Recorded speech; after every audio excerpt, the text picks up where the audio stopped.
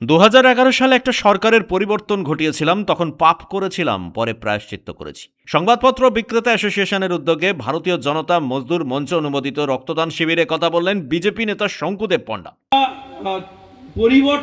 পরিবর্তন আমরা ঘটিয়েছিলাম।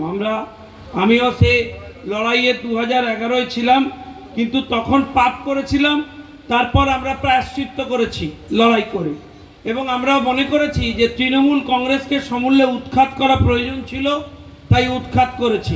আজ হাওড়া শরৎ সদনে এই রক্তদান শিবিরে এসে শঙ্কুদেব বলেন, মুখ্যমন্ত্রী চান সংবাদপত্র বিক্রেতাদের সুরক্ষা দিতে। তাদের কষ্টটা মুখ্যমন্ত্রী অনুভব করতে পারেন, তাদের কাজের সুরক্ষার দায়িত্ব দিতে চান তিনি। অর্জুন সিং বিষয়টি দেখছেন, এমনটাই জানিয়েছেন শঙ্কুদেব। যেহেতু সংবাদপত্র বিক্রেতা সমিতি, তাই তাদের ক্ষেত্রে আমি বলবো যে আমাদের সরকার এবং আমাদের যে নতুন সরকারের মুখ্যমন্ত্রী মাননীয় শুভেন্দু অধিকারী, তিনি কিন্তু চান যারা নিচের তলার কর্মী, যারা সংবাদপত্র প্রতিদিন রোদ ঝড় বৃষ্টি মাথায় নিয়ে বাড়িতে বাড়িতে সংবাদপত্র বিলি করেন, তাদের সুরক্ষা দেখা, তাদেরকে যথোপযুক্ত জায়গা করে দেওয়া, তাদের সম্মানজনক ব্যবস্থা করা এবং তাদের কাজের সুরক্ষার ব্যবস্থা করা, এই দিকে মনোনিবেশ তিনি করেছেন এবং নির্দিষ্টভাবে দায়িত্ব দিয়েছেন।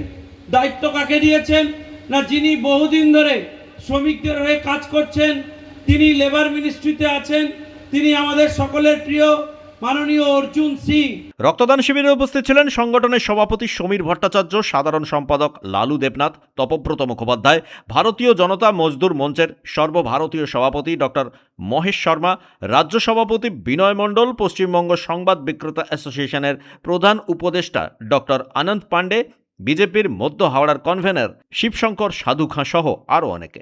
মোট 47 জন এই শিবিরে রক্তদান করেন। হাওড়া থেকে সুমন আদকের রিপোর্ট, পূবের কলম ডিজিটাল।